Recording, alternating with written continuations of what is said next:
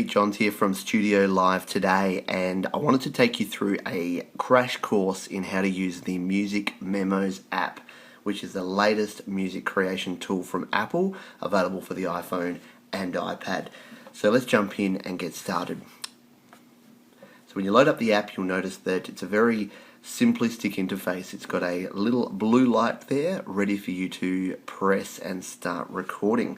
So what we're going to do is I'll hit the button and record a quick riff, and then I'll take you through the options of how we can craft our song.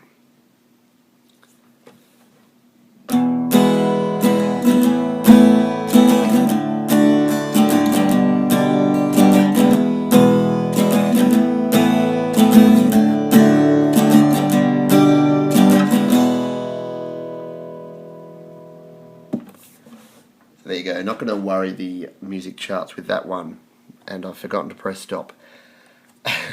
That'll give us some interesting editing to do.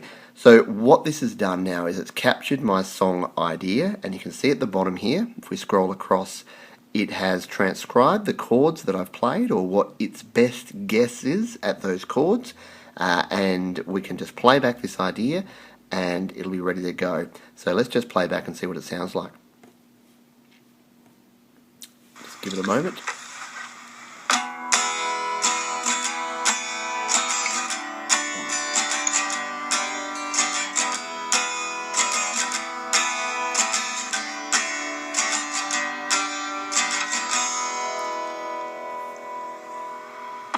So I'll pause on that. You can see that, well, you may be able to see that some of the chords are not transcribed correctly, but it's had a go at that, and it's got the rhythm, so it's separated out the bars and it's started to attach some chords. So if we tap on here, we're going to be able to go in and look at the options. So let's tap on the waveform there, and we can go in and start playing around with the arrangement. So you can see the first thing that we'll need to do is get the start correct. So you can look up the top here, we've got a little bit of gap before our first E chord. So to do that, we're going to hit the middle button here, and we're going to trim this idea down. So we're just going to take the red marker and put that at the start of the song, and then this other red marker at the end, and slide that to the last bar and hit trim. It's going to ask if I want to save this as a new idea, which I do. And there we have our idea again. So you can see it's separated out into bars. It's already automatically worked out the tempo, the beats per minute, and we can now go ahead and play through there. So the two buttons that are most important are the ones down here, which is our bass and our drums. So the great part about this app is not only can it capture your idea, have a go at transposing the chords and put those into a nice progression for you, you can also add in bass and drums. So let's just see, if I just throw these both in, what that's going to sound like as a default.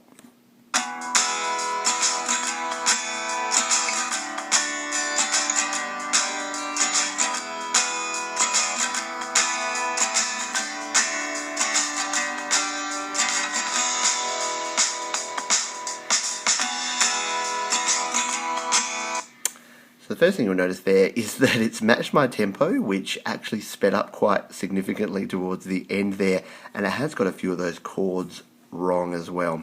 So let's go through and correct some of these things.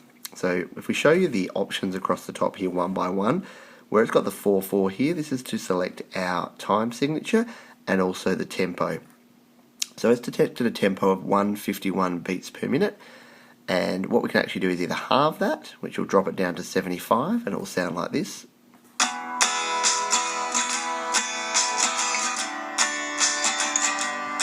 Or we can double the tempo, which will sound a little bit like this.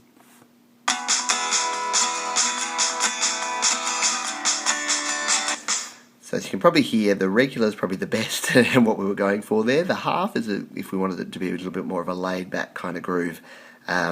The signature here, it'll detect that pretty well, but you can see that you can select 3/4, 6/8 or 4/4. Most music's going to be in 4/4, and we can leave that there. The downbeat option down here is for if it doesn't detect the start of the song correctly, so it doesn't get that downbeat right, we can actually shift that, and you can see that it pushes that across. So if, for instance, we had an idea that started, it didn't start on the first beat, it started on the third or the fourth, we can actually change that downbeat and it shifts the whole performance over accordingly. But it's got it right, so we'll leave it there for now. And we'll hit done. So back to our options. We did talk about before that the chords, it didn't get those right all of the time. So we can actually jump in and change those. So you'll notice that the second pass here, E, A, D, G is what I played. The first time, it's actually missed out a couple of those. So this first E actually needs to be trimmed down to that first section. We've then noticed that we've got this section here, which actually should be the A. So we can grab the A and stretch that across to that section. And then the D, we can do the same. We just grab the handles and just like trimming in text or audio or video. And finally the G, which it's missed entirely. So we tap in here and we can hit G. What you can notice here in the options as well is it gives you some other suggested chords. So if it didn't get it quite right and we know it's another chord, or we just wanted to play around and try a similar chord, we can do that there. We can also go no chord, which means that it just won't have any won't change the chord at all, or we can go no band, in which case it removes the band from playing that passage entirely. But let's pop the G back in there for now.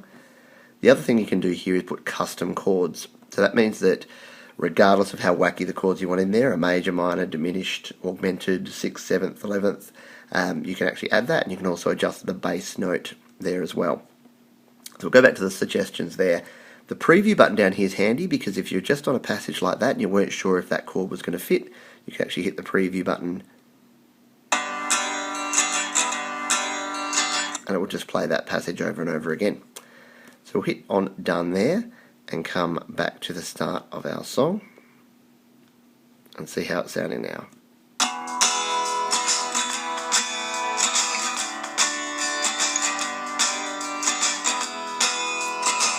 So with that correction, you can hear that the drums, the bass, and the guitar that I've played are all nicely in sync now and sounding okay. So it's obviously just picked a random drum beat that it thinks will suit this particular style of song and played the bass notes in a pattern that it thinks is aligned with that.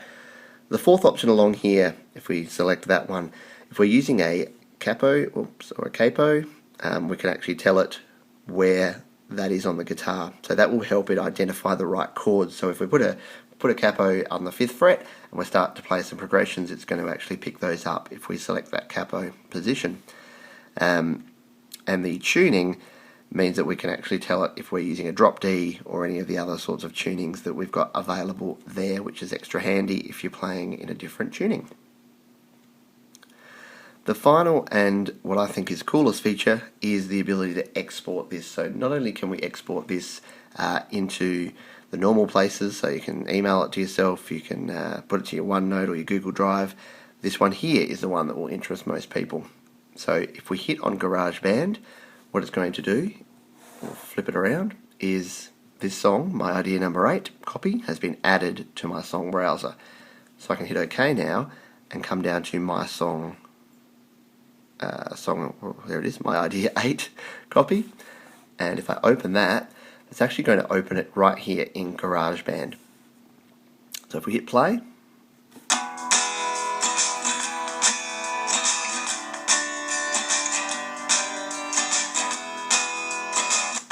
so we've now got it fully editable in the full-featured GarageBand here on the iPhone, and you'll notice it's using the new drummer feature of GarageBand. If you haven't played with that, definitely do. It's very cool. And the bass itself is fully editable MIDI, so we can, like we do with any other item in GarageBand, we can edit that and actually change the note, so we can see exactly what it's put in there now, and we can edit that to our heart's content. And then as we build out our track, we can change the drums, we can add in additional tracks, we can do what we want there. So a very cool feature. So we'll just return to our Music Memos app. So that is Music Memos on the iPhone.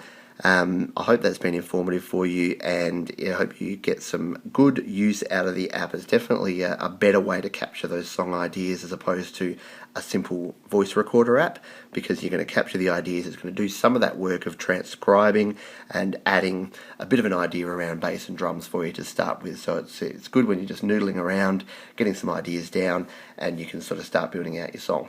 Hope you enjoyed that, and thanks for your time.